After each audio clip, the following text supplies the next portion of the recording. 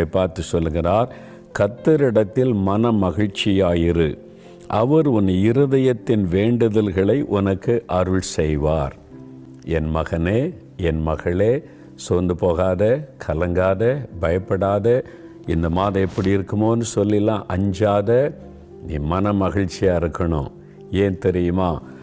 உன்னுடைய இருதயத்தின் வேண்டுதல்களை நான் உனக்கு அருளி செய்வேன்.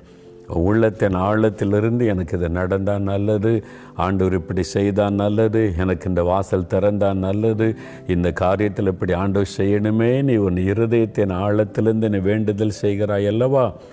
ஆண்டவர் சொல்லார், என் மகனே, உன் வேண்டுதல்களை நான் அருளி செய்வேன், என் மகளே, உன் வேண்டுதல்களை நான் அருளி செய்வேன் என்று ஆண்டவர் சொல்லுகிறார்.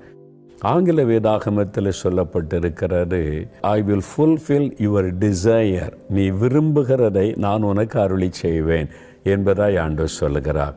ஏதோ ஒரு காரியத்தை நீங்கள் விரும்பி பல மாதமாக ஜெபிக்கிறீங்க, இன்னும் அது நிறைவேறலை. அது வீட்டு காரியமாக இருக்கலாம், ஒரு சொந்த வீடு வாங்கணும், ஒரு நிரந்தரமான வேலை காரியமாக இருக்கலாம், ஒரு வாகனம், ஒரு பைக் வாங்கினா எனக்கு நல்லாயிருக்கும், ஒரு கார் வாங்கினா நாங்கள் குடும்பமாக போயிட்டு வர பிரயோஜனமாக இருக்கோம், ஒரு நிலம் வாங்கினா நாங்கள் ஒரு வீடு கட்டலாம், அல்ல இந்த வியாதி ரொம்ப நாளாக இருக்குது, சுகமாயிட்டால் ரொம்ப மகிழ்ச்சியாக இருக்கும், என் பிள்ளைகளுடைய படிப்பிற்கு இந்த ஸ்கூலில் இடம் கிடச்சிட்டா நல்லாயிருக்கும், இந்த யூனிவர்சிட்டியில் இடம் கிடச்சிட்டா நல்லா, இப்படி ஏதோ ஒரு காரியம் விருப்பம்.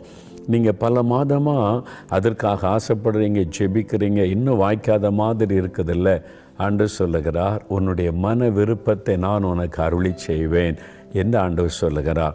உன்னுடைய உள்ளத்துக்குள்ளே என்ன விரும்புகிறீங்களோ, விரும்பி ஜெபிக்கிறீங்களோ, அதை ஆண்டவர் அருளி செய்வாராம். அப்போது நீங்கள் விரும்பி வேண்டுதல் செய்யணும். அது ஆண்டவருடைய ஒரு விருப்பம் பாருங்கள். அப்போ தான் தேவன் அதை நிறைவேற்ற முடியும்.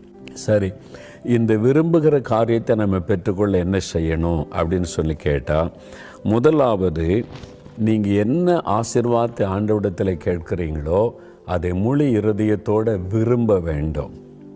விரும்பி நீங்கள் கேட்டிங்கன்னா ஆண்டவர் அதை நிறைவேற்றி தந்துடுவார். சிலர் விருப்பம் அப்படிலாம் இல்லை, கிடைச்சா நல்லது, ஆண்டவர் தந்துட்டா நல்லது, இரு மனதோடு இருப்பாங்க. அப்படி இருக்கக்கூடாது. ஒரு காரியத்தில் ஒரு விருப்பம் உங்களுக்குள்ளே இருக்கணும்.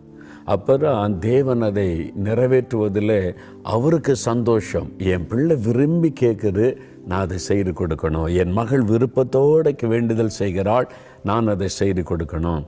இல்லை ஆண்டவர் தந்தாலும் சரி, தராட்டாலும் சரி, கிடைச்சாலும் சரி, கிடைக்காட்டாலும் சரி, அது மாதிரி இரு மனதோடு நம்ம வேண்டிக் கொண்டால் ஆண்டவர் எப்படி செய்கிறது, என் பிள்ளை முழு இருதயத்தோடு விரும்பலையே அப்படின்னு தாமதித்து விடுவார். அதனால் முதலாவது நாம் செய்ய வேண்டிய காரியம் முழு இருதயத்தோடு ஒரு காரியத்தை விரும்ப வேண்டும். நல்லா அறிந்து கொள்ளுங்க, சரியா? இப்போது நீங்கள் மார்க் எழுதின சுவிசேஷம் 10ஆம் அதிகாரம் 46 முதல் 52 வரை வாசித்தீங்கன்னா, இயேசு எரிகோ பட்டணத்தின் வழியாக நடந்து போகிறார். அங்கே பிறவி குருடனாகிய பரிதிமேயு இருந்து, தாவீதின் குமாரனே எனக்கு இறங்கும் என்று கூப்பிடுகிறான். ஆண்டவர் அவனுடைய சத்தத்தை கேட்டவனை கூட்டிகிட்டு வர சொல்லுகிறார். கண் தெரியாதவன் தட்டு தடிமாறி நிற்கிறான், கண்ணு தெரியல. எல்லோரும் கூட்டிகிட்டு கண்ணு தெரியாத ஒரு மனுஷன் கூப்பிட்றான்னு சொல்கிறாங்க. இப்போ இயேசு அவனை பார்க்குறாரு. அவன் எது கூப்பிட்டான்? அவனுக்கு என்ன வேணும்? கண் பார்வை வேணும். நமக்கே தெரியும்ல. ஆனால் இயேசு கேட்கிறா, நான் அவனுக்கு என்ன செய்யணும்? What you want me to do for you? நான் அவனுக்கு என்ன செய்யணும்னு நீ விரும்புகிற?